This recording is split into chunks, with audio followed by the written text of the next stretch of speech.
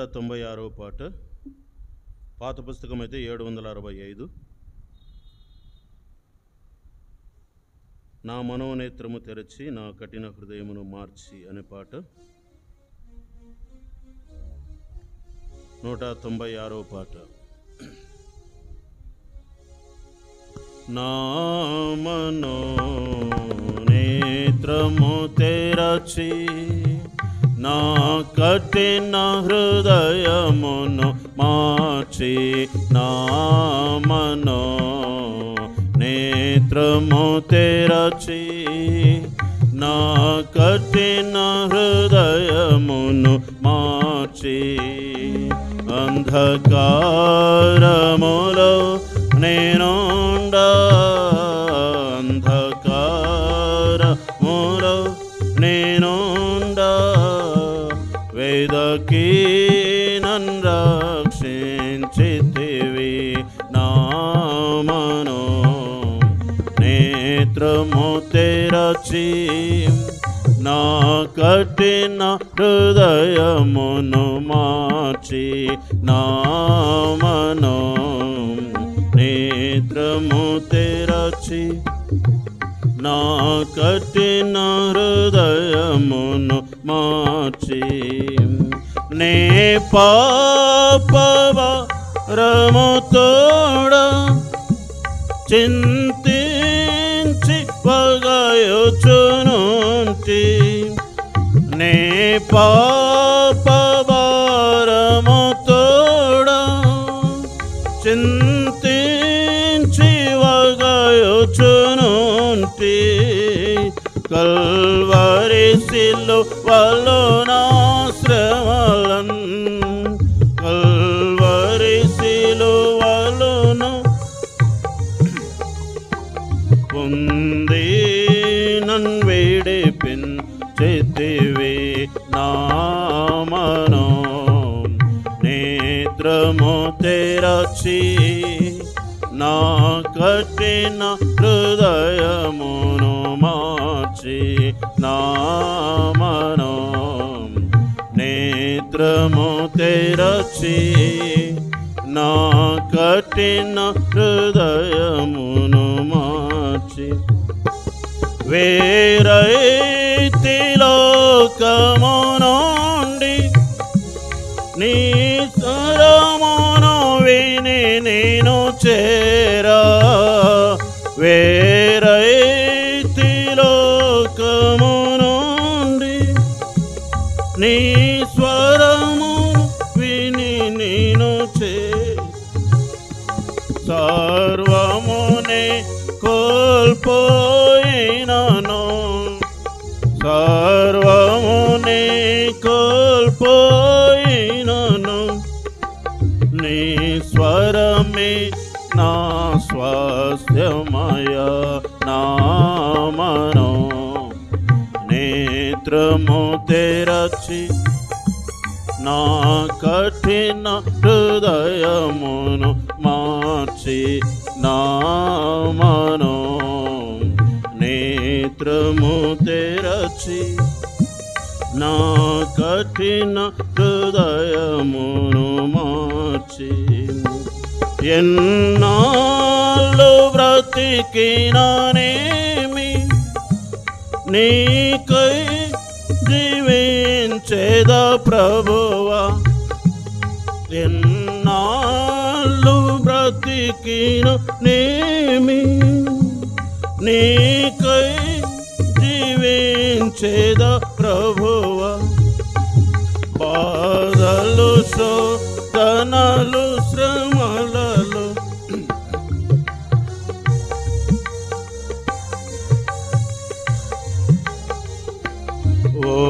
ఓదార్చి ఆదుకుంటివయ్యా. నా మనోనేత్రము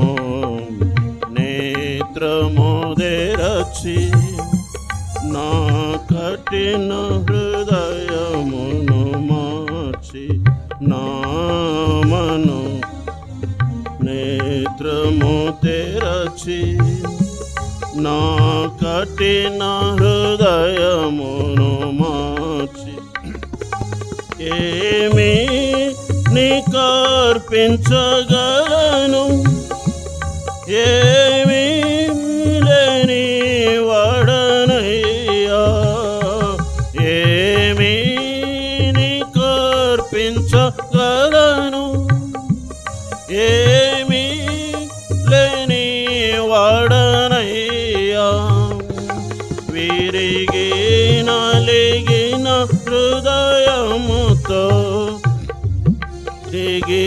నలిగిన హృదయముతో అర్పింతు ఆత్మార్పణను నామనో నేత్రముదెరచి నా కఠిన హృదయమును మార్చి నామనో నేత్రముదెరచి నా కఠిన హృదయమును మార్చి నీ సన్నిధిని నే కోరి నీ సన్నిధిలోనే మారి నీ సన్నిధిని నే కోరి నీ సన్నిధిలో నే మారి స్తుతి పాత్రగా ఆరాధింతున్ స్తుతి పాత్రగా ఆరాధింతున్ యుగ యుగములు సర్వయుగములు నామనో నేత్రముదెరచి నా కఠిన హృదయమును మార్చి నామనో నేత్రముదెరచి నా కఠిన హృదయమును మార్చి అంధకారములో నేనుండా అంధకారములో నేనుండా వేదకి నన్ను రక్షించితివి నామనో నేత్రముదెరచి నా కఠిన హృదయమును మార్చి నామనో నేత్రముదెరచి నా కఠిన హృదయమును మార్చి. కూర్చోండి.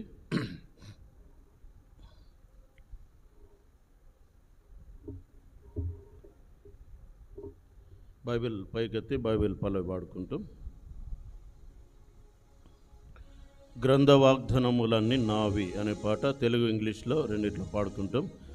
గ్రంథ వాగ్దానములన్నీ నావి, ప్రతి అధ్యాయము వరుస వచనము తన దివ్య ప్రేమ వాగ్దానములు.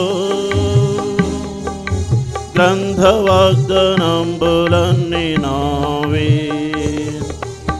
Every promise in the book is mine. Every chapter, every verse, every line, all the blessings of His Lord divine. Every promise in the book is mine. యవనస్తులు ముందుకు కూర్చోవాలి. రాజేష్, ప్రవీణ్ ముందుకు రండి. మీరు యవనస్తులైన వారు వాక్యాలు చెప్పేటప్పుడు చదివి మాకు హెల్ప్ చేయాలా, ప్రాక్టీస్ చేసుకోవాలా. యవనస్తులు త్వరగా బైబిల్ తీసి చదవమన్నప్పుడు చదివి వినిపించాలా. అందుకోసమే మీకు ముందు కూర్చోబెడుతున్నాం, ప్రాక్టీస్ చేసుకోండి. కొరింథీయులకు రాసిన మార్క్స్ వార్త అండి, 12వ అధ్యాయం. మార్క్స్ వార్త 12వ అధ్యాయము 33-34. ఒక్క నిమిషం అందరం చదువుదాం. ఈ భాగాన్ని మనం అందరం చదువుదాం. నెక్స్ట్ మనం చెప్పేటివి మీరు చదివి హెల్ప్ చేయండి.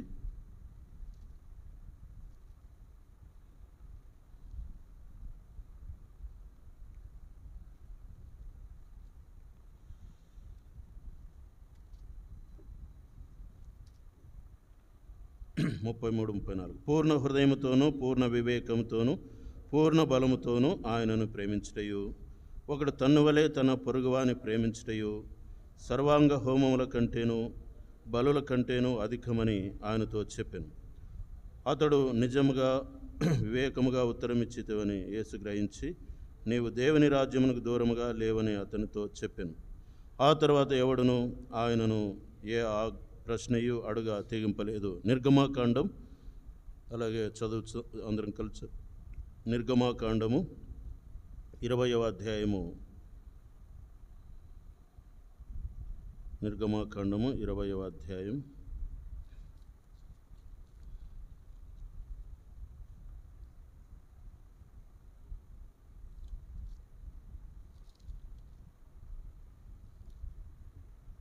పదహారు 17 వచనాలందరం చదువుదాం.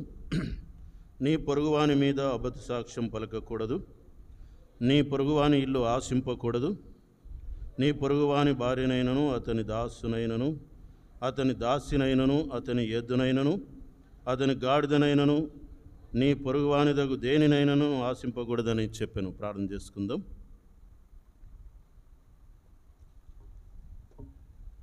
పరిశుద్ధుడైన మా తండ్రి, కృపగల దేవ, నమ్మకమైన మా ప్రభువా, సజీవుడైన దేవ, శాశ్వతుడైన మా తండ్రి, కృతజ్ఞతాపూర్వకంగా నీ మందిరావరణంలో చేరి ప్రార్థించడానికి, ప్రభు ఆరాధించడానికి ఇచ్చినటువంటి శ్రేష్టమైన తనమును బట్టి నీకు స్తోత్రాలు. ఆరాధించిన వారందరిని బట్టి నీకు వందనములు. ఇంకా ఎవరైతే ఆరాధించలేదో వచ్చే వారమైనా ఆరాధన చేయడానికి వారికి కృప చూపించండి. వారు హృదయములు తెరవండి ప్రభువా.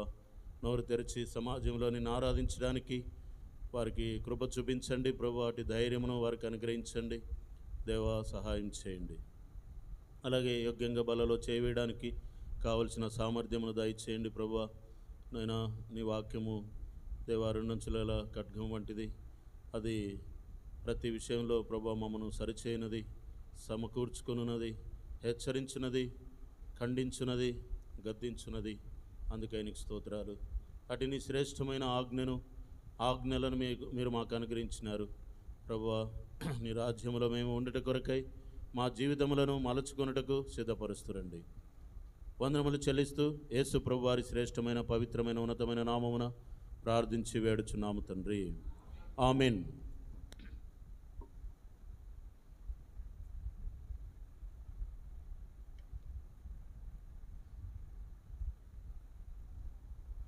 గత దినముల నుండి మనము ప్రభు ఆ ధర్మశాస్త్రోపదేశకునితో చెప్పినటువంటి మాటలను జ్ఞాపకం చేసుకొనొచ్చు.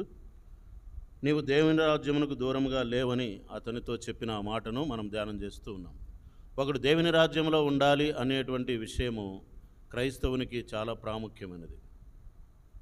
ఒక వ్యక్తి దేవుని రాజ్యంలో, అంటే ఒక క్రైస్తవ విశ్వాసి దేవుని రాజ్యంలో ఉన్నాడు అని తెలుసుకోవడానికి ఈ ఆజ్ఞలు మనకు దేవుడిచ్చాడు. ఒకవేళ ఈ ఆజ్ఞలను అనుసరించి నడుచుకోలేనటువంటి ఏ ఒక్కరు కూడా దేవుని రాజ్యములో లేరని, బయట మాత్రమే వారు ఉన్నారన్న సత్యం వాక్యం గుర్తు చేస్తూ ఉంది. కాబట్టి దేవుని రాజ్యంలో ఉండటకై మనం ఈ ఆజ్ఞలను అనుసరించి తప్పనిసరిగా నడుచుకోవాలి. ఈ 10 ఆజ్ఞలను పక్కన పెట్టేయకూడదు. వాటిని చదువుతూ రావాలి, వాటిని ధ్యానం చేస్తూ రావాలి. మన వ్యక్తిగత రక్షణను కాపాడుకొనొచ్చు దేవుని రాజ్యంలో ఉండటకై మనము ప్రయాసపడాలి. ఒక దినమున ప్రభు వచ్చినప్పుడు ఆ దేవుని రాజ్యమే పరలోకమునకు ఎత్తబడుతుంది అన్న సత్యం బైబిల్ గ్రంథంలో మనకు వివరించబడుతూ ఉంది. అయితే గత దినాల్లో మనము ఆజ్ఞలను గురించి ధ్యానం చేస్తూ వచ్చాం. నిర్గమాకాండములో 20వ అధ్యాయంలో 12వ వచనం నుండి మీ పొరుగువారిని ప్రేమించుము అనేటువంటి ఆ పొరుగువారిని ప్రేమించే విషయంలో ఆ 5 ఆజ్ఞలను గురించి ఆత్మదేవుడు మనకు తెలియజేస్తూ ఉన్నాడు. 12వ వచనం నుండి మనం చూస్తే, నీ దేవుడైన యెహోవా నీకు అనుగ్రహించే దేశంలో నీవు దీర్ఘాయుష్మంతుడవునట్లు నీ తండ్రిని నీ తల్లిని సన్మానించుము అనేది 6వ ఆజ్ఞ. 7వ ఆజ్ఞ నరహత్య చేయకూడదు. 8వ ఆజ్ఞ వ్యభిచరించకూడదు. 8వ ఆజ్ఞ దొంగిలకూడదు. 9వ ఆజ్ఞ నీ పొరుగువాని మీద అబద్ధ సాక్ష్యము పలకకూడదు. 10వ ఆజ్ఞ వచ్చేసి నీ పొరుగువానిది ఏది కూడా ఆశించకూడదు అని ఈ ఆజ్ఞలు దేవుడు మనకు రాసిపెట్టాడు. పోయిన వారము మనము ఈ 9వ ఆజ్ఞను గురించి కొంతసేపు ధ్యానం చేస్తూ వచ్చాం. నీ పొరుగువాని మీద అబద్ధ సాక్ష్యము పలకకూడదు. ఇది కేవలం న్యాయస్థానాలకు సంబంధించింది మాత్రమే కాదు. అనుదిన వ్యక్తిగత జీవితంలో అబద్ధము పలుకుట అనేది ఎంత ప్రమాదకరమైనదో దేవుని వాక్యంలో ప్రభువైన దేవుడు రాసి పెట్టాడు. ఇది గత వారంలో మనము చెప్పుకుంటూ వచ్చాం. అబద్ధము, అబద్ధ సాక్ష్యము అనున్నది అపవాది సంబంధమైనది, శత్రువు సంబంధమైనది. సత్యము లేదా సత్య సంబంధమైన సాక్ష్యం అనేది దైవిక సంబంధమైనదని గత వారము ధ్యానం చేస్తూ వచ్చాం.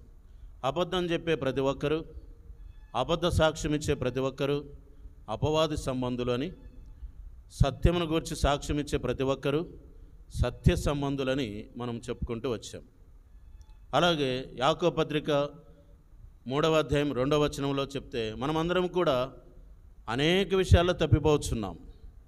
ఎవడైనను మాట యందు తప్పని ఎడల వాడు తన సర్వ శరీరమును స్వాధీనమందుంచుకున్నవాడై ఉండును అని అక్కడ 3వ అధ్యాయం 2వ వచనములో మనము చదువుతూ ఉన్నాం. యాకోబు 3:2లో. కాబట్టి మనం సత్యమును గురించి సాక్ష్యమిస్తూ మాట యందు తప్పిపోకుండా సత్య సంబంధులుగా ఉండాలన్నది దేవుని యొక్క కోరిక. అబద్ధము అనేది లోకంలో పలు రకాలుగా విస్తరిస్తూ వచ్చిందని గత వారం చెప్తూ వచ్చాం. ఎక్కడ చూసినా, ఏ విషయంలో చూసినా అబద్ధం అన్నది లేకుండా అంత అబద్ధమే రాజ్యం ఏలుతున్నట్లుగా, దేశాన్ని ఏలుతున్నట్లుగా, ప్రపంచాన్ని అబద్ధం పరిపాలన చేస్తున్నట్లుగా, అబద్ధికుడు, అబద్ధమునకు జనకుడు అయినటువంటి అపవాది వాని ఆధీనంలో ఉన్నట్లుగా మనం గుర్తు చేసుకుంటూ వస్తూ ఉన్నాం. సరే, అబద్ధము చెప్పేటువంటి అబద్ధము ఎవరికి హాని చేస్తుంది? ఒకవేళ అబద్ధం చెప్పినప్పుడు నేను ఎదుటి వారిని బాగా మోసం చేశానని అబద్ధం చెప్పిన వాళ్ళు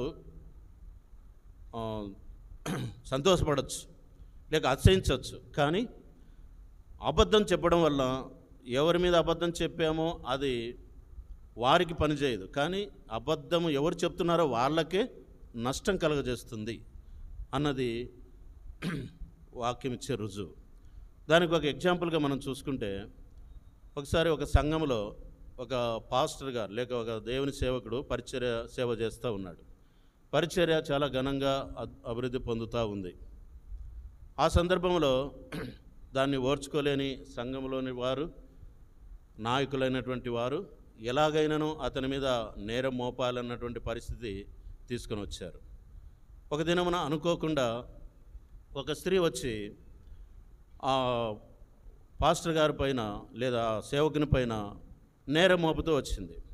నాకు ఇలాగ చేశాడు, నన్ను ఇలా చేశాడని చెప్పేసి సమాజం అందరి ముందు చెప్పేసింది. అతనికి అర్థం కాలే ఎందుకు ఇలాగ జరిగింది. తన భార్య కూడా చాలా నివేరపోయింది, నా భర్త మీద ఇలాంటి నేపం వచ్చింది ఏంటి అని. సరే, ఆ సమయంలో ఆ దేవుని సేవకుడు ఏ విధమైన వివరణ ఇచ్చుకోలేదు. దానిని బట్టి అతడు ఆ చర్చిలో నుండి బయటికి పంపించారు. అతడు వెళ్ళి ఇంకొక చోట స్థలము కొని అక్కడ షెల్టర్ వేసుకొని చిన్నగా పరిచర్య ప్రారంభించారు. కొన్ని సంవత్సరాలకి పరిచర్య అభివృద్ధి పొందుతూ వచ్చింది. అనేకులు సమకూర్చబడగలుగుతూ వచ్చారు. ఆ విధంగా సమకూర్చబడుతున్నప్పుడు కొన్ని సంవత్సరాల తర్వాత ఒక స్త్రీ ఆ చర్చికి దగ్గరలో ఏదో అనామకంగా ఒక పిచ్చిదాని మాదిరిగా కనపడింది. ఆమె దగ్గరకు వచ్చి, పాస్టర్ గారు నన్ను గుర్తుపట్టారా అనింది. అసలు చాలా ముఖ వికారము, అందము లేదు, ఏమి లేదు, చాలా బట్టలు కూడా సరిగా లేవు, ఒక పిచ్చిదాని మాదిరిగా ఉంది. ఎవరమ్మా నువ్వు అంటే, ఆ దినాన నేను చర్చిలోకి వచ్చి నీ మీద నేరం మోపాను కదా, ఆమెనేనండి నేను అని. అప్పుడు ఈయనకి చాలా స్టన్ అయిపోయాడు. నువ్వా?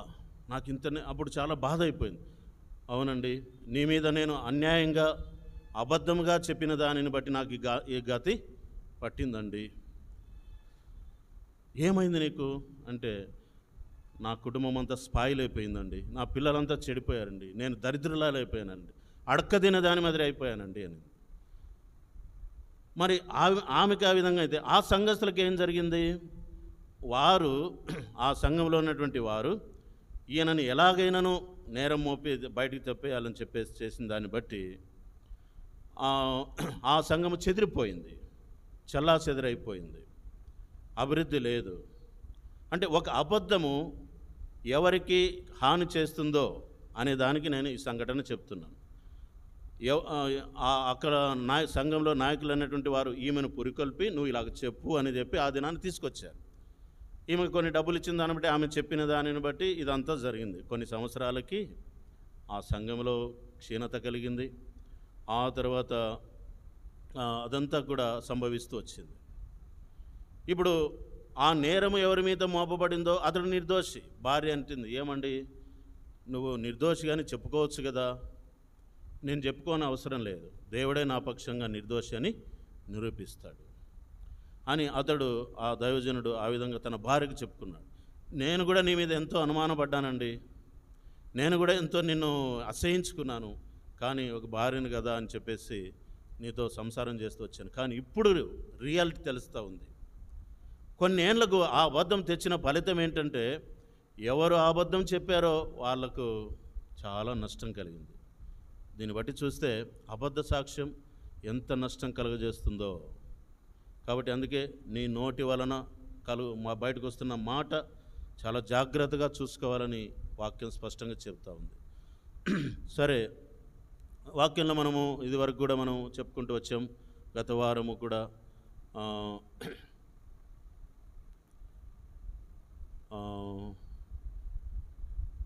గత వారంలో మనము ఒక విషయాన్ని చెప్పుకుంటూ వచ్చాం. సామెతల గ్రంథము 10వ అధ్యాయము 15వ వచనం, 10వ అధ్యాయం 11వ వచనం చదవండి. సామెతలు 10:11. నీతిమంతుని నోరు జీవపు ఊట, భక్తిహీనుల నోరు బలాత్కారమును మరుగుపరచును. కొండగాని నాలుకలు అవి చాలా కత్తుల వలె ఉంటాయని, అవి అనేకులకు హాని చేస్తాయని మనము కీర్తన గ్రంథం 52:2లో చదివాం. కీర్తన 140వ అధ్యాయం 3వ వచనంలో చూసాం. కీర్తన గ్రంథం సామెతల గ్రంథం 10వ అధ్యాయం 15వ అధ్యాయం 4వ వచనంలో కూడా పోయిన వారం చూసాం. సరే, అబద్ధము అనేది ఎంత హాని కలుగజేస్తుందో అన్న విషయానికి మనము ఇదివరకు కూడా చెప్పుకుంటూ వచ్చాం. సరే, ఇప్పుడు నెక్స్ట్ విషయాన్ని గుర్తు చేసుకుందాం. దానికంటే మునుపు మనం దేవుని రాజ్యంలో ఉన్నామా లేదా? అబద్ధము ప్రేమించి జరిగించి ప్రతివాడును ఎక్కడ ఉంటాడంట? ప్రకటన గ్రంథం చూడండి. ప్రకటన గ్రంథం 22వ అధ్యాయం 15వ వచనం చదవండి. ప్రకటన గ్రంథం 22వ అధ్యాయం 15వ వచనం. కుక్కలను, మాంత్రికులను, వ్యభిచారులను, నరహంతకులను, విగ్రహారాధికులను, అబద్ధమును ప్రేమించి జరిగించి ప్రతివాడును ఎక్కడుంటారు? అందుకే మనం ఇందాక దేవుని రాజ్యంలో ఉన్నామా వెలపట ఉన్నామా అన్నదాన్ని చూస్తున్నాం. కాబట్టి అబద్ధమును ప్రేమించి జరిగించి ప్రతివాడును ఏడ ఉంటారంట? వెలుపట ఉంటారు. కాబట్టి మన నోటిని చూస్తున్న మాట ఏ విధంగా ఉంది? చాలా జాగ్రత్తగా ఉండాలి. ఇవి ఖండితంగా ఉండొచ్చు. ఒకవేళ దేవుని సేవకులమైన మాకు చాలా హెచ్చరిక, వింటున్న మీకు కూడా హెచ్చరిక. అందరూ హెచ్చరిక తీసుకోవాల్సిందే. ప్రకటన గ్రంథం 21వ అధ్యాయం 8వ వచనం చదవండి. ప్రకటన 21:8. ప్రకటన 21:8.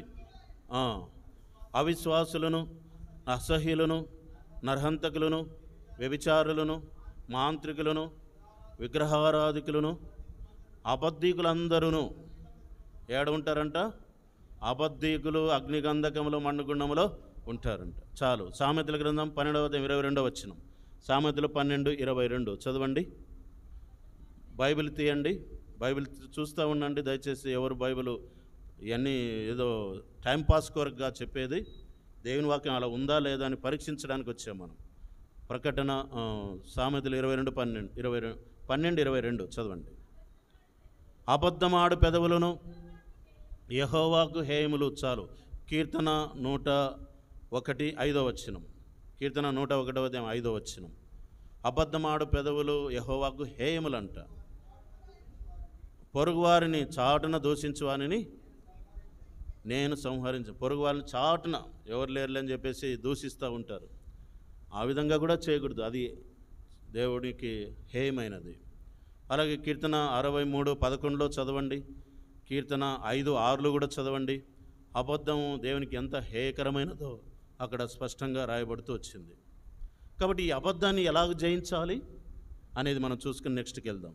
అవునండి, నేను అనుకోకుండా అబద్ధం చెప్తున్నానండి, నా నోటి నుంచి అనవసరంగా వచ్చేస్తున్నాయి, నేను చెప్పకూడదు అనుకుంటున్నా చెప్తున్నాను. అలాంటప్పుడు ఏం చేయాలంటే, నువ్వు ఎవరితో అబద్ధం చెప్పావో వెళ్ళి ఒప్పుకో. సహోదరుడా సహోదరి, నేను అబద్ధం చెప్పాను. ఎప్పుడైతే నీ తప్పిదాన్ని నువ్వు నీ అబద్ధాన్ని ఒప్పుకుంటావో నెక్స్ట్ ఇంకోసారి చెప్పడానికి నీకు భయం అనేది వచ్చేస్తుంది. ఇంకెవరేమో అనుకుంటారో అని అభయం కూడా వస్తుంది. యథార్థతకు మనము దారి తీయచ్చు. కాబట్టి నువ్వు చేసిన తప్పిదమును ఒప్పుకోవాలి. అలాగే కప్పి పెట్టుకుంటూ ఉంటే చాలా ప్రమాదం. జక్కయ్య అదే పని చేశాడని మనం చూద్దాం. అతడు నిర్ణయం చేసుకున్నాడు, అందరికీ వెళ్ళి ఎవరి యొద్ద అన్యాయంగా తీసుకున్నాడు వాళ్ళందరికీ 4 గంటలు ఇచ్చేసాడు. అమ్మ నేను తీసుకున్నాను. ఆ మీద అతడు దేవుని బిడ్డగా చేయబడుతూ వచ్చాడు, దేవుని కొరకైన సాక్షిగా ఎదుగుతూ వచ్చాడు. కాబట్టి ఎవరి యొద్ద నువ్వు అబద్ధం చెప్తున్నావు అది ఒప్పుకోవాలి. మీ పాపములను ఒకనితో ఒకడు ఏం చేయాలంట, ఒప్పుకొనుడి అని యాకోబు పత్రికలో మనం 5వ అధ్యాయంలో చూస్తాం. మీ పాపములను ఒకనితో ఒకడు. మనం చాలాసార్లు దేవుని దగ్గరే ఒప్పుకోలేము, ఒకరితో ఒకడు ఒప్పుకోవాలంటే ఎంత కష్టం. మరి భక్తి అంటే ఊరికనే కాదు, మందిరానికి వచ్చి బైబిల్ పట్టుకొని చేయడం మాత్రమే భక్తి కాదు. వాక్యం అనుసరించి నడుచుకున్నప్పుడే భక్తి అనేది సార్థకం అవుతుంది. సరే, నెక్స్ట్ 10వ ఆజ్ఞకి వెళ్దాం. నిర్గమాకాండము 20వ అధ్యాయం. నిర్గమాకాండం 20వ అధ్యాయం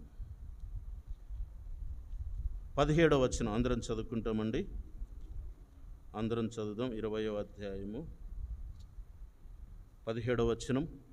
నీ పొరుగువాని ఇల్లు ఆశింపకూడదు, నీ పొరుగువాని భార్యనైనను, అతని దాసునైనను, అతని దాసినైనను, అతని ఎద్దునైనను, అతని గాడిదనైనను, నీ పొరుగువాని దగ్గర దేనినైనను ఆశింపకూడదని చెప్పాను. ఆశించుట అనే దాంట్లో ఆశించుట, పేరాశ ఏమంటారు, ఇది పేరాశ లేదా ధనాశ, దీన్ని ఇంకా ధనాపేక్ష అంటారు. లూకాసు వార్త 12వ వచనం చదవండి. యేసుప్రభువు వారు ఒక ప్రాముఖ్యమైనటువంటి హెచ్చరిక, ఖండితమైనటువంటి హెచ్చరిక అక్కడ ఇస్తూ ఉన్నాడు. మీరు చదవండి 12వ వచనం లూకాసు వార్త.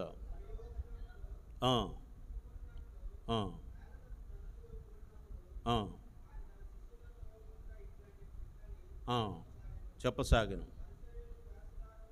పరిచయుల వేషధారణ అను పులిసిన పిండిని గురించి జాగ్రత్త పడి చాలు. అలాగే 12వ అధ్యాయం 15వ వచనములో లోభత్వమును గురించి మాట్లాడుతున్నాడు. చదవండి 15వ వచనం. మీరు ఏ విధమైన లోభమునకు చోటియకుడి చాలు. మీరు ఏ విధమైన లోభమునకు చోటి. ఈ 2 వచనాల్లో మనం చూస్తే లోభము అనేటువంటి మాట, వేషధారణ అనేటువంటి మాట, అంటే ఈ లోభము, లోభి అంటే కలిగిన చూసేదాన్నంతటిని ఆశించడము, దాన్ని ఖర్చు పెట్టకపోవడం, మితిమీరన ఆశ కలిగి ఉండడాన్ని ఏమంటారు, లోభత్వము అంటారు. నేటి దినాల్లో ప్రపంచవ్యాప్తంగా ఈ పాపం అనేది చాలా విస్తరించిపోయింది. ఇది బయటికి కనబడేటువంటి పాపముగా అనిపించదు. ఎట్లా అనిపించదు? ఇదివరకు మనము 9 ఆజ్ఞలలో చెప్పబడినట్లుగా కనబడేటువంటి పాపముగా ఉండదు. ఇది కనబడనటువంటి పాపం. చాలామంది దీన్ని పాపం అని కూడా అనరు. ధనవంతులైనటువంటి వారు లేదా పేరాశ కలిగిన వారు, ధనాపేక్ష కలిగినటువంటి వారు, వాళ్ళు ఏమంటారంటే ముందు చూపుగా అనుకుంటారు. ఏమనుకుంటారు? ముందు చూపు, ముందు జాగ్రత్త అండి అని అంటారు. అయితే ఇది పాపమని దేవుని వాక్యం స్పష్టంగా చెబుతూ ఉంది.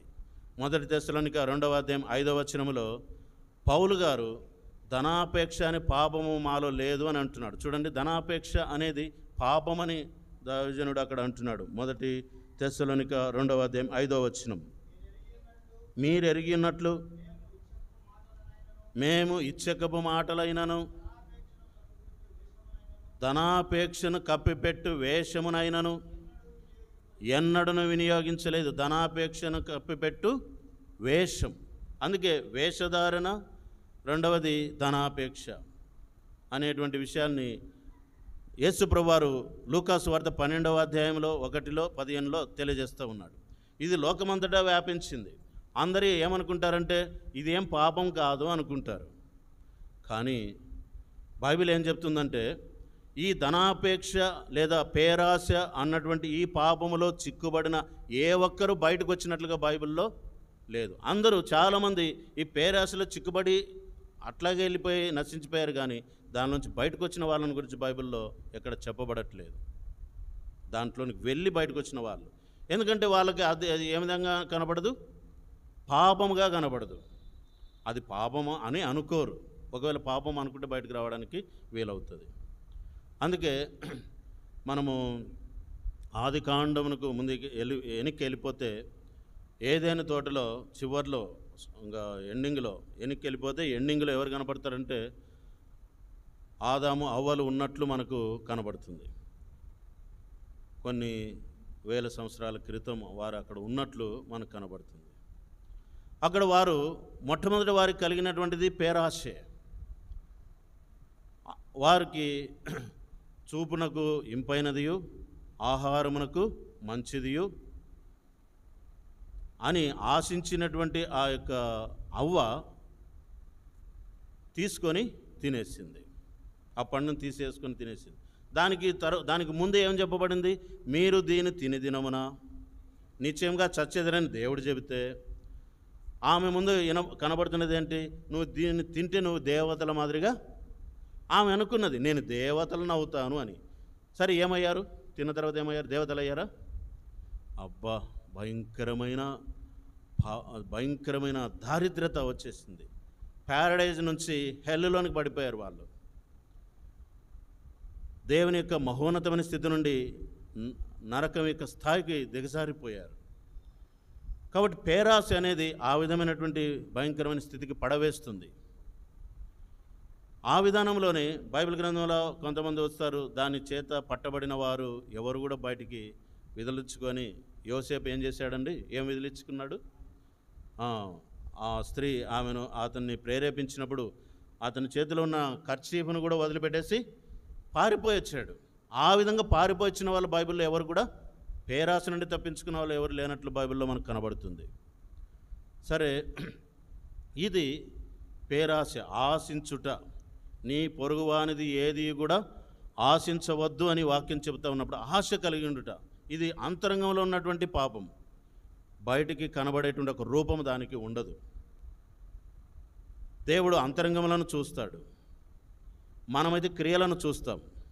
దేవుని అంతరంగంలో ఉన్నటువంటి క్రియలను చూస్తాడు. యేసుక్రీస్తు ప్రభువారు పుట్టక మునిపే ఈ ఆజ్ఞ ఉంటూ వచ్చింది. అనేకులను ఆ విధానంలో పడవేస్తూ వచ్చింది. అంటే ఈ ఆజ్ఞలో ఉన్నటువంటి సారాంశం ఏంటంటే తలంపులు ప్రాముఖ్యం. ఆలోచన, దుష్ట ఆలోచన, చెడు ఆలోచన, చెడు తలంపులు అవి లోపట ఉంటాయి. అవి కార్యరూపం దాల్చక మునిపే మనం దాన్ని ఏం చేయాలి? చంపేసేయాలి. ఉదాహరణగా మనం చెప్పాలంటే గుడ్డులోని క్రియలు ఏముంటుందని మనం గుడ్డు చూస్తాం కదా, గుడ్డులోని క్రియలు. గుడ్డు మాదిరిగా ఉంటుంది, గుడ్డు చాలా బాగుంటుంది. కానీ ఆ గుడ్డులోని క్రియలు ఈ పాపానికి సాదృశ్యంగా ఉన్నవి. గుడ్డులో కొన్నిసార్లు క్రియలు జరుగుతాయి, జరిగి ఒక దినమున లోపటి నుంచి ఏమొస్తుందండి? పిల్ల పొడుచుకొని బయటికి వచ్చేస్తుంది. పిల్ల పొడుచుకొని ఆ బొప్పిని పొలుచుకొని బయటకు వచ్చేస్తుంది. దాన్నే ఏమంటారు? ఈ అపేక్ష. ఏమపేక్ష? పేరాశ, ధనాపేక్ష. గుడ్డులో క్రియలు ఎలాగో జరుగుతుంటాయో మనకు కనబడవు, అలాగే మనలో కూడా మన అంతరంగంలో ఆశ అనేటి క్రియలు పని ఉంటాయి. ఒక దినాన పిల్ల బయటకు వచ్చినట్లుగా బయటికి లోబత్వం బయటకు వచ్చేసి దొంగతనం, దానికోసం ఏం చేయడానికి వస్తుంది? దొంగతనం చేయడానికి ప్రయత్నిస్తాం. బైబిల్ గ్రంథంలో వీటిని గూర్చి సంపూర్ణమైన వివరణ బైబిల్ గ్రంథంలో రాయబడుతూ వచ్చింది. మరలా మనం ఒక భాగానికి చదువుదామండి. ఏ భాగము? నిర్గమాకాండము 20వ అధ్యాయము 17వ వచనం. అందుకే మనము ఆలోచనలుగా ఉన్నప్పుడే తలంపులు వచ్చినప్పుడే దాన్ని ఆ తలంపులను ఆలోచనలనే చంపివేస్తే ప్రవర్తనలో చెడు రాకోకుండా చూసుకోవచ్చు. ఆ ప్రవర్తనలో చెడు రాకోకుండా ఉండడానికి, తలంపులను అదుపులో ఉంచుకోవడానికి ఈ ఆజ్ఞ దేవుడిచ్చాడు. ఈ ఆజ్ఞ తలంపులను ఆలోచనలు ఖండిస్తుంది. చూడండి, నిర్గమాకాండం 20వ అధ్యాయము చదవండి ఎవరైనా. 17వ వచనం. నీ పొరుగువాని ఇల్లు ఆశించకూడదు.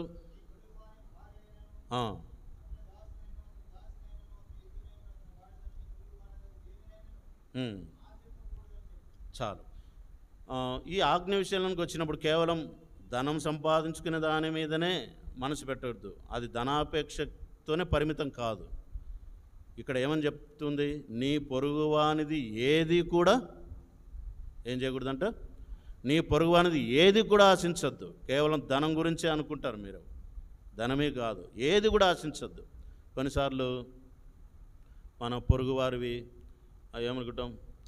పొలాలు చూస్తాం, వారికి ఉన్న హోదాను చూస్తాం, తర్వాత వారికి వచ్చినటువంటి ధనాన్ని చూస్తాం, వారు కలిగిన ఉన్నతమైన స్థితిని కూడా చూస్తాం. వారికి కలిగిన వాటిని చూసి నాకు కూడా ఇలాగుంటే ఎంత బాగుండు అని అనుకుంటాం. మనసులో ఏమనుకుంటాం? ఆయనకున్న ఉద్యోగం నాకుంటే ఎంత బాగుండు, ఆయనకున్న ఇల్లు నాకు కూడా ఉంటే ఎంత బాగుండు, ఆయనకు ఎంత మంచి భార్య దొరికిందో నాకు కూడా అలాంటి మంచి భార్య దొరికింటే ఎంత బాగుండు, ఆమెకి ఎంత మంచి భర్త దొరికాడో నాకు కూడా అలాంటి మంచి భర్త దొరికితే ఎంత బాగుండు, ఆయన ఎంత మంచి ఇల్లు కట్టుకున్నాడు నాకు కూడా అలా ఇల్లు ఉంటే ఎంత బాగుండు. ఈ విధంగా ఆలోచించి అది నాకు కావాలని అనుకోవడమే ఈ ఆజ్ఞ అతిక్రమించడం. అందుకే ప్రభు అంటున్నాడు, నీ పొరుగువానిది ఏది కూడా నువ్వు చెప్పండి. ఆశ తలంపులు అనేవి వచ్చిన తోడనే ఇంకా క్రియలు ఎప్పుడు వస్తాయి? ఇంకా గుడ్డులో సోన, తెల్ల సోన, పచ్చ సోన అంతా కలిపి పచ్చ సోన పిల్లగా తయారవుతుందంట. పచ్చ సోనకు తెల్ల సోన ఆహారం అంట. అది తిని లావైపోయి బయటకు వచ్చి పొడుచుకుని బయటకు. ఆ టైం వరకు ఆ విధంగానే మనలో కార్యం జరిపి ఆ తర్వాత పని జరుగుతుంది. ఏం పని? దాన్ని లోభత్వం అంటారు. అలా ఉండడానికి కొన్నిసార్లు అసూయ మనలోనికి వస్తుంది. నా ఫ్రెండ్ వాడు మంచి ఉద్యోగం సంపాదించుకున్నాడు, నాకు అసలు రాకపోయినాయి, వాడు ఎక్కడో ఉన్నాడు, వాడు పైకి వచ్చినాడు, నేను అక్కడే ఉన్నానే. ఇలాంటి ఈర్ష్య అనేది పుట్టి ఈ ఆజ్ఞను అనేది అతిక్రమించేటట్లుగా. అందుకే నువ్వు దేవుని బిడ్డవుగా నువ్వు ఇంకొకరితో పోల్చుకోవడానికి వీల్లేదు. నువ్వు పొరుగువానిది ఏది కూడా ఆశించద్దు. నేటి దినాల్లో అక్క నువ్వు ఎంత కొన్నావు ఇది అన్న, నువ్వు ఇది ఎంత కొన్నావు, నీకు ఎక్కడ లభించింది అక్క? సరే నేను కూడా పోయి తెచ్చుకుంటా, నేను కూడా పోతానన్న ఆడికి, నాకు కూడా ఇలాంటిది కావాలి. కాబట్టి దీన్నే ఈ ఆజ్ఞ ఖండిస్తుంది. నీ పొరుగువానిది ఏది కూడా ఆశించొద్దు. ఇది ఎంత భయంకరమైనదంటే, ఒకసారి ఇటలీలో ఒక ద్రాక్షారసం తాగడానికి వచ్చినటువంటి ఒక జాతి వాళ్ళు వచ్చారంట. ఏం తాగారు? ద్రాక్షారసం తాగారు. ఇది ఎక్కడ లభిస్తుంది అని అడిగారంట. పలాని చోట ఇది ఇటలీలో ద్రాక్షారసం లభిస్తుంది, అంత టేస్ట్గా ఉంటుంది అని చెప్పేసి ఒక దినమున యుద్ధానికే వచ్చేసారు. దేనికోసం? ద్రాక్షారసం. అది మేము ఇవ్వమంటే ఇటలీ దేశం పైన యుద్ధం దాటించి దాన్ని నష్టం చేసిపోయారు. దేనికోసం? లోభత్వం, తాను ఆశించిన దానిని. నీ పొరుగువానిది ఏది కూడా నీవు ఆశించవద్దు. ఎలాంటి భయంకరమైనటువంటి దోషమో చూడండి. అందుకే వాక్యం చెబుతుంది ఏమని? వాక్యం బైబిల్ గ్రంథంలో వాక్యం ఏమని చెప్తుంది? ఆ మాట చూడండి. 1 కొరింథీయులకు రాసిన పత్రిక 6వ అధ్యాయం 9-10 వచనాలు. 1 కొరింథీ 6వ అధ్యాయం 9-10 వచనాలు. అందరం చదువుదామండి, దయచేసి అందరూ చదువుదాం. 1 కొరింథీ 6, 9, 10 వచనాలు అందరం చదువుదాం. అన్యాయస్తులు దేవుని రాజ్యమునకు వారసులు కానేరని మీకు తెలియదా? మోసపోకుడై జారులైనను, విగ్రహారాధికులైనను, వ్యభిచారులైనను, ఆడంగతనము గలవారైనను, పురుష సంయోగులైనను, దొంగలైనను, లోభులైనను, త్రాగుబోతులైనను, దోషకులైనను, దోచుకుని వారైనను దేవుని రాజ్యమునకు వారసులు. ఇందులో లోబులు అనే మాట ఉందా? ఉంది. ఎక్కడుంది? దొంగలైనను, లోబులైనను, త్రాగుబోతులు. అంటే దొంగలకు తాగుబోతులకు మధ్యలో ఏముంది చెప్పండి? దొంగలకు త్రాగుబోతులకు మధ్యలో ఏముంది? లోబులు. దొంగలంటే బయట కనబడతారు, దొంగతనం చేసినప్పుడు కనబడతారు. తాగుబోతులు వాళ్ళు కూడా బయట కనబడతారు. తాగుబోతులను చూసి మనం అసహించుకుంటాం, దొంగలను చూస్తే ఏం చేస్తాం? పట్టుకొని కొడతాం. దొంగలను చూస్తే పట్టుకొని కొడతాం, తాగుబోతులను చూస్తే ఛీ అని అసహించుకుంటాం. కానీ లోబులు ఉన్నారే, వీళ్ళిద్దరికి మించిన వాళ్ళే. ఎవరిద్దరికి? దొంగలకు త్రాగుబోతులకి ఇద్దరికి మధ్యలో ఉన్నారనమాట. ఇటు దొంగతనము, ఇటు రెండు. వీళ్ళు తక్కువ వాళ్ళేమి కారు, వీళ్ళు అంతరంగంలో కార్యరూపం దాలుస్తుంది. ఈ లోబే ఒక దినాన ఏం చేస్తాడు? ఆ తెల్లసొన పచ్చసొన ఒక పిల్ల తయారైనట్లే ఒక దినాన దొంగతనం చేస్తాడు. ఎవరు? లోభి. కాబట్టి ఈ లోభత్వం అనేది మనలో లేకోకుండా చూసుకోవాలని ఈ ఆజ్ఞ మనల్ని ఖచ్చితంగా ఖండిస్తూ ఉంది. సరే, ఇలాగ వెళ్తూ వస్తే ఇంకొక మాట ఎఫెసీయులకు రాసిన పత్రిక 5వ అధ్యాయం 5వ వచనంలో ఈ మాటను గురించే, లోభత్వాన్ని గురించే వాక్యం స్పష్టంగా చెప్తాను. చదవండి. వ్యభిచారి అయినను, అపవిత్రుడైనను, విగ్రహారాధికుడైనను, లోభి అయినను, ఇక్కడ ఏమని రాయబడింది? లోభి అయినను క్రీస్తు యొక్క రాజ్యానికి హక్కుదారుడు కాడంట. చూడండి, దేవుని రాజ్యానికి హక్కుదారుడు. కాబట్టి లోభం అంటే నాకు కావాలి, ఇతరుల దాన్ని ఆశించడం, అది నాకుంటే ఎంత బాగుండు అని అనుకోవడం. నిజంగా మనం అనుకోకుండానే ఈ తలంపులు మనలో వస్తూ ఉంటాయి. నాకు కూడా బాగుంటే ఎంత బాగుండు, అది ఉంటే బాగుండు. కాబట్టి నిజంగా బలలో పాలుపొందకమునుపు ఈ తలంపులను జయిస్తున్నావా? జయించడానికి తీర్మానం చేసుకుంటావా? నాకు ఇదివరకు నాకు తెలియలేదండి, ఇంతవరకు నాకు ఈ విషయం తెలియదు, ఇప్పటి నుంచి నేను ఆ విధంగా జీవిస్తా అని తీర్మానం చేసుకుంటేనే బలలో పాలు పొందాలి. ఆ విధమైన లోభాన్ని, అందుకే ప్రభు అంటాడు, ఏ విధమైన లోభమునకు మీరు చోటు ఇవ్వకండి అని. ఒకని కలిమి విస్తరించడం వాని జీవమునకు మూలము కాదు అని స్పష్టంగా ప్రభు వాక్యంలో చెబుతూ వచ్చాడు. ఒక దినాన దైవజనుడు మోషే గారు అరణ్యంలో దేవుని ప్రజల మధ్య ఉన్నప్పుడు ఆయన మామగారు వచ్చారు. మోషే మామగారు ఎవరండి? ఎవరు మోషే మామగారు? ఇత్రో వచ్చాడు. అతడు మిద్యాను దేశపు యాజకుడు. అతడు వచ్చి అతనికి ఒక మంచి సలహా ఇచ్చాడు. ఏం సలహా? ఎక్కడుంది అన్నమాట? నిర్గమాకాండం 18వ అధ్యాయం 21వ వచనం చదవండి. నిర్గమాకాండం 18:21. ఎవరైనా మరియు నీవు ప్రజలందరిలో సామర్థ్యమును, దైవభక్తి, సత్యాసక్తి కలిగి లంచగొండులు కాని మనుషులను ఏర్పరచుకొని, ఎవరిని ఏర్పాటు చేసుకోవాలని చెప్పాడండి? లంచగొండులు కాని మనుషులను ఏర్పాటు చేసుకో. ఒక అడవి మనుష్యుడు వచ్చి మోషే గారికి సలహా ఇచ్చారు. సత్యాసక్తి కలిగి లంచగొండులు కాని మనుషులను ఏర్పాటు చేసుకొని 1000 మందికి ఒకరిగాను, 100 మందికి ఒకరిగాను, 10 మందికి ఒకరిగాను, 10 మందికి ఒకరిగాను, చాలు. ఎంత మంచి సలహా ఇచ్చాడు కదా! ఎటువంటి వాళ్ళని ఏర్పాటు చేసుకోవాలంట? నిజంగా నేడు దేశంలో కానీ రాష్ట్రాల్లో కానీ చూస్తే రాజకీయ నాయకుల్లో వీళ్ళే కనపడతారు. ఎవరు కనపడతారు? ధనవంతులు, లంచగొండులు, లోభము కలిగినటువంటి వారు. వారినే ఏర్పాటు చేసుకుంటారు. కానీ వాక్యం వారిని ఏర్పాటు చేసుకోవద్దని వాక్యం స్పష్టంగా చెప్తా ఉంది. కాబట్టి నిజంగా బైబిల్ గ్రంథంలో చూస్తే ఏ విధమైన లోభమునకు ఎడము ఇయ్యక, కీర్తన గ్రంథం 10వ అధ్యాయం 3వ వచనంలో మనం చూస్తే కీర్తనకారుడు ఒక మాట అంటున్నాడు. ఆ మాట చూడండి. కీర్తన గ్రంథం 10 3వ వచనం. అవును, లోబులు యెహోవాను ఏం చేస్తారంటమ్మో? తిరస్కరిస్తారు. లోబును దేవుణ్ణే తిరస్కరిస్తారంట. అంటే లోబి ఎదుట దేవుడు అవసరం లే. లోబికి ఎవరు దేవుడు? ఎవరు?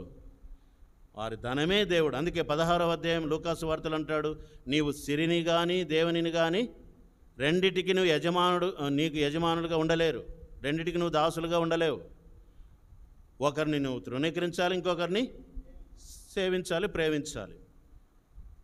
ఎవడును ధనమునకు దేవునికిని దాసుడుగా ఉండలేడు. కాబట్టి సిరి వారికి దేవుడు, సిరి వారికి దేవుడు, ధనం వారికి దేవుడు. కాబట్టి లోబులు యెహోవాను ఏం చేస్తారు? తిరస్కరిస్తారు, దేవుణ్ణి తిరస్కరిస్తారు. కాబట్టి ఎంత భయంకరమైనదో చూడండి. అందుకే ఏ విధమైన లోభమునకు మీరు ఎడమియ్యకుడి అని వాక్యం స్పష్టంగా చెప్తూ ఉంది. సరే, బైబిల్ గ్రంథంలో మనము చూస్తూ వచ్చినప్పుడు ఇంకా దీన్ని ఇంకా బాగా అర్థం చేసుకోవడానికి ఒక సందర్భాన్ని, ఒక సన్నివేశాన్ని మీకు చెబుతాను దీన్ని అర్థం చేసుకోవడానికి. ఒక వ్యక్తి ఉన్నాడు. ఆ వ్యక్తి ఒక పెద్ద గుంట, నీళ్ళ గుంట కలిగి ఉన్నాడు. నీళ్ళ గుంట అతనికి ఉన్నప్పటికీ అతడు కొన్ని తాగుతూ దాహం తీర్చుకుంటూ ఉన్నాడు. పూర్తిగా తాగట్లేదు. ఎన్ని తాగుతున్నాడు? కొద్దిగా తాగుతూ ఎక్కడ అయిపోతాయో నీళ్ళు అన్నట్లుగా ఆ నీటి గుంటలో నీళ్ళు అయిపోకూడదని కొన్ని తాగుతూ జీవిస్తూ ఉన్నాడు. అతడు ఆ నీటి గుంటలో నీళ్ళు అయిపోయకూడదు ఏం చేస్తున్నాడంటే, అయిపోకూడదని చెప్పేసి దాన్ని నీటి గుంటను నింపుకోవడానికి ప్రతి మేఘం కోసం చూస్తాడంట. దేనికోసం చూస్తాడు? ఓ మేఘమా వచ్చి నా గుంటను నింపు. అలాగ మేఘం కోసం బకెట్ పట్టుకొని ఇతర గుంటల్లో ఉన్న నీళ్ళు తెచ్చి దాన్ని నింపుతూ ఉంటాడు. కానీ తాగుతాడా అంటే కొద్దిగా మళ్ళీ ఎక్కడైపోతాయో గుంట నిండా నీళ్ళు. ఆ రీతిగా ప్రతి మేఘం వైపు, ప్రతి ఋతువు వైపు చూసి నా గుంట బాగా నింపబడాలి, బకెట్ పట్టుకొని ఇతరులు నింపుకోవడం, ఈ రీతిగా ప్రయాసపడుతూ ఒక దినాన ఆ నీళ్లు తాగేకి కొద్దిగా తీసుకొని దిగాడంట. ఆ బురదలో చిక్కబడి అట్టే చచ్చిపోయాడంట. వీరు ఒక లోబికి. ఆ రీతిగా లోబి ఏం చేస్తుంటాడంటే పూర్తిగా సమకూర్చుకుంటుంటాడు, తినడు, తాగడు, కొద్దిగా ఆ దప్పికతో ఏమైపోతాడు? చనిపోతాడు. ఇది లోబి. అందుకే మీకు ఏ విధమైనను లోభమునకు, లోబి దేవుని రాజ్యంలో ఉండలేడు. ఆశించుట కావాలి, ఇతరులది కావాలి, అది నింపుకోవాలి, అభివృద్ధి చేసుకోవాలి. ఈ దినాల్లో ఎంత ఆశ ఉందంటే ఉన్నదానితో తృప్తి లేదు. ఎవరికి? ప్రజలకి. ఎవరికండి? సంతుష్టి సహితమైన దైవభక్తి. చెప్పండి. 6వ అధ్యాయము 1 తిమోతి రాసిన పత్రికలో మనం చదివితే సంతృప్తి సహితమైన దైవభక్తి గొప్ప లాభసాధకమైన. 9వ వచనంలో చూస్తే తృప్తి లేని ధనవంతుడు సంపాదించుకుంటూ దాని చేతనే ఎంతోమంది ఏం చేసుకున్నారంట? పొడుచుకునేసినారంట. తృప్తి, సంతుష్టి సహితమైన దైవభక్తి గొప్ప ఇంకా సంపాదించాలి, ఇంకా ఎక్కువ కావాలి, ఎక్కువ సంపాదించుకోవాలి. లక్షాధికారి, కోటీశ్వరుడు, కోట్లు వెనకేసుకోవాలి. ఏం చేయాలి? ఈలాగు పేరాశ అన్యజనులకే కాదు, ఎక్కువ ఎవరికి ఉంది? దేవుని బిడ్డలని చెప్పుకున్న క్రైస్తవుల్లో కూడా ఎక్కువ పేరాశ. ఆ ఉన్న ధనం ఏదో దేవుని కోసం వాడడానికి కాదు. ఆ ఉన్నది దేవుడిచ్చింది దేవుని పని కోసం, దేవుని పరిచర్యకు కాదు. తనకు కావాలి, ఎక్కువ కావాలి. ఈ విధమైన పేరాశ చేత అనేకులు ఏడవబడుచున్నారు. అందుకే వారు 1 తిమోతి 6వ అధ్యాయం 9వ వచనం చదువుకోవడం చాలా ప్రాముఖ్యం. అనేకులు ఆ ధనమును వెంబడించి దానితోనే పొడుచుకొని రాయబడింది. ఒకసారి ఒక దేశంలో ఒక ధనవంతుడు చాలా ధనం సంపాదించాడు. అయితే అతడు లోబి. అతడు తన ఇంటిలో ఒక నేలమాలిగను తవ్వించాడు. ఏం తవ్వించాడండి? నేలమాలిగ. ఇంటి లోపటే ఒక పెద్ద పాత్ర తవ్వించాడు. ఆ పాత్రలో కొన్ని వస్తువులు అన్నీ నింపుకొని పెట్టుకుంటాడు. కానీ ఆ పాత్ర కింద ఇంకొక పాత్ర పెద్ద సొరంగం తవ్వించాడు అనమాట. పెద్ద సొరంగం తవ్వించి అది ఎవ్వరికీ తెలియకుండా, ఇంట్లో కొడుకులకు కానీ కూతులకు కానీ ఎవరికి తెలియకుండా లోపల ఆ పాత్రలోనే ఇంకొక సొరంగం తొలగించి దానికి ఒక స్ప్రింగ్తో కూడినటువంటి ఒక తాళం ఏర్పాటు చేశాడు. తానొక్కడే అక్కడికి వెళ్తాడు రహస్యంగా, ఎప్పుడో. అయితే అక్కడ తాను సంపాదించిన డబ్బు, ధనము, ఎండి బంగారం అంతా లోపల పెట్టుకొని ఉన్నాడు. అది ఎవరికి తెలియదు. ఆ విధంగా లోపంతో అంతా సంపాదించుకున్న తర్వాత ఒక దినం వచ్చింది. ఒక దినం అతడు కనబడలే. రెండవ దినం వచ్చింది. పిల్లలు అందరూ కూడా ఎతికారు అతని గురించి, ఎక్కడ కనబడట్లే. పేపర్ స్టేట్మెంట్ ఇచ్చారు. అంతా కూడా ఎక్కడ పోయినాడు, మా నాన్న తప్పిపోయాడు, కనబడట్లేదు, ఎవరో తీసుకుని పోయి కిడ్నాప్ చేశారు, రకరకాలుగా వాళ్ళ నాన్న కోసం వెతికారు కానీ ఎక్కడ కనబడట్లే. చివరికి నెలలు, సంవత్సరాలు దాటిపోయాయి. ఒక దినమున ఆ ఇంటిని ఆ కొడుకులు అమ్మేశారు. అమ్మేసిన తర్వాత ఒక దినం జరిగింది ఏంటంటే, ఆ ఇంటి వాళ్ళు వచ్చి ఆ పాత్ర తీశారు, లోపలికి పోయారు. అక్కడ ఏదో దాన్ని ఇంకా తవ్వుతుంటే ఆ సొరంగం కనబడింది. లోపలికి పోయి చూస్తే ఆ ధనము మధ్యలో చచ్చిపోయిన లోబి కనబడ్డాడు. ఎక్కడ చచ్చిపోయాడు? అతడు తన ధనాన్ని చూసుకోవడానికి వెళ్ళి పోయినప్పుడు ఆ స్ప్రింగ్తో కూడినటువంటి ఆ తాళం వేసిపోయింది, లోపడే చచ్చిపోయాడు. ఎవ్వరికీ తెలియదు. తన ధనం తనకేమైనా మేలు చేసిందా? తన పేరాశ, తన లోభత్వం తనకేమైనా మేలు కలగజేసిందా? లేదు. అతని ప్రాణాన్ని తీసేసింది. ఈ రీతిగా ప్రియులారా, మనం ఆలోచన చేస్తూ వస్తే ఏ ఒక్కరికి పేరాశ మేలు చేసినట్టు లేదు. ధనాశ, ధనాపేక్ష ఎవరికి మేలు చేసిన, ఉన్నదానిలో తృప్తి చెంది ఉండడం దైవభక్తి అంటారు. సరే, బైబిల్ గ్రంథంలో మరొక వ్యక్తిని మనం చూద్దాం. అతడు లోతు. ఎవరండి? లోతు. తెలిసే కదా మనకి. లోతు అబ్రహాము అయినటువంటి నీతిమంతునితో పాటు వెళ్ళాడు. కానీ దినాలు, సంవత్సరాలు గడిచే కొలది అతడు పేరాశలో పడ్డాడు. కనులెత్తి చూశాడు. పచ్చగా ఉన్నటువంటి యోర్దాను నదీ తీర ప్రాంతాన్నంతటిని చూస్తే తనకు ఏం పుట్టిందండి? ఆశ పుట్టింది. ఏం పుట్టింది? ఆశ. ఆ ఆశతో తన చిన్నటువంటి నీతిమంతుడైన అబ్రహాము చెప్పిన మాట కూడా వినకోకుండా వెళ్ళిపోయాడు. ఏటికి వెళ్ళిపోయాడు? సొదొమ చోట వెళ్ళి అక్కడ గుడిసె వేసుకున్న తర్వాత ఇల్లు కట్టుకొని స్థిరపడి సంపాదించుకున్నాడు. కానీ అతడు చనిపోయేటప్పుడు ఏది కూడా తన ఆస్తి అంతా కూడా విడిచిపెట్టి ఒట్టి బట్టలతో పరిగెత్తాల్సిన పరిస్థితి వచ్చేసింది. ఎవరికండి? లోతుకు. నిజంగా ఈ లోతు చేసిన తప్పు ఏంటి? కనులెత్తి పేరాశాపరుడై లోభి అయి జీవించిన దానికి ఫలితమే అతడు చివరికి ఒక లోయలో జీవించినటువంటి జీవితం. పేరాశతో కూడినటువంటి యూద యేసుప్రభువారిని ఎన్ని నాణేలకు అమ్మాడు? 30 వెండి నాణేలు. ఫలితం ఏంటి? ఊరేసుకున్నాడు. అలాగే మనం జ్ఞాపకం చేసుకుంటే బైబిల్ గ్రంథంలో ఆకాను ఏ ఆశతో? పేరాశతో అది దాన్ని చూచి, అది ఆశించి ఏం చేశాడంట? చూచాడు, ఆశించాడు, తన కోసం పక్కకు తెచ్చిపెట్టుకున్నాడు. ఆ పేరాశ, ఆ ధనాశ, ఆ లోభత్వం అతనినే కాదు, అతని కుటుంబాన్ని కూడా నాశనం చేసింది. ఇంకొకరి గురించి మనం చెప్పుకొని ముగించుకుంటాం. బిలాం. ఎవరండి? బిలాం గొప్ప ప్రవక్త. సంఖ్యాకాండం 19, 20, 21, 22 అధ్యాయాలు మనం చూడొచ్చు. అతనితో దేవుడే మాట్లాడాడు. ఎవరు? యెహోవా దేవుడు. అతడు ఇజ్రాయేలు ప్రవక్త కాడు, అతడు మిద్యాను సంబంధమైన ప్రవక్త. అయినా దేవుడు అతనితో మాట్లాడాడు. అతని నోటి నుంచి విలువైన ప్రవచనాలు వచ్చేటట్లుగా దేవుడు అతనికి మాటలు ఇచ్చాడు. అతడు ప్రవచించిన లేఖనాలు అన్నీ నెరవేరాయి, ఏది కూడా తప్పుకోలే.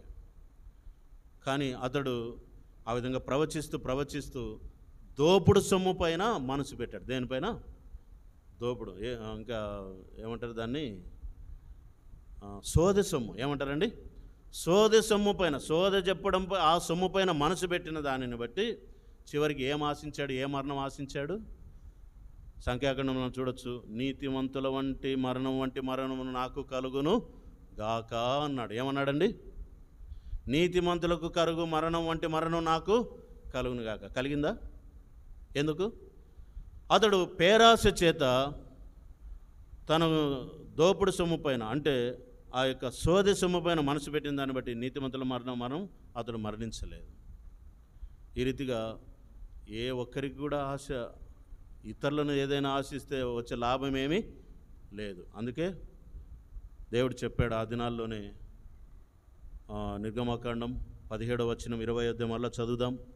యేసుప్రభువు భూమి మీదకి రాకమునిపే, ఆయన శిలువలో మరణించకమునిపే సకల జనాంగానికి దేవుడు ఒక వర్తమానాన్ని అందించాడు. మీరు దేనిని ఆశించొద్దండి, నీ పొరుగువానిది దేనిపైన మనసు పెట్టకండి, అది నాకు కావాలని అనుకోవకండి, అది దోచుకోవాలని అనుకోవకండి. ఆ మాట మనలా చదువుదామండి. నిర్గమకాండం 20వ అధ్యాయం 16-17. మీ పొరుగువాని మీద అబద్ధ సాక్ష్యం పలకకూడదు, నీ పొరుగువాని ఇల్లు ఆశింపకూడదు, నీ పొరుగువాని భార్యనైనను, అతని దాసునైనను, అతని దాసినైనను, అతని ఎద్దునైనను, అతని గాడిదనైనను, నీ పొరుగువాని దేనినైనను ఆశింపకూడదని, దేనిదైనాను ఎవరిదైనా ఉంటే ఇచ్చేసేయండి. ఎవరైనా ఆశించి తెచ్చుకొని ఉంటే, లేక అలాంటి మన ఇంట్లో ఏమైనా ఉంటే ఇచ్చేస్తేనే మంచిది. ఒకవేళ అలాంటి ఆశ లేకోకుండా, ప్రభువా నన్ను ఆ ఆజ్ఞ ప్రకారం నడుచుకున్నట్టు నాకు సహాయం చేయి. ఇదివరకు ఎక్కడైనా తప్పు అంటే క్షమాపణ వేడుకొని సరి చేసుకొని విడిచిపెడదాం. ఇక ముందుకు మనం తీర్మానం చేసుకుందాం. ప్రభువా అలాగ మనకు సహాయం చేయనుగాక. ప్రార్థన చేసుకుందాం.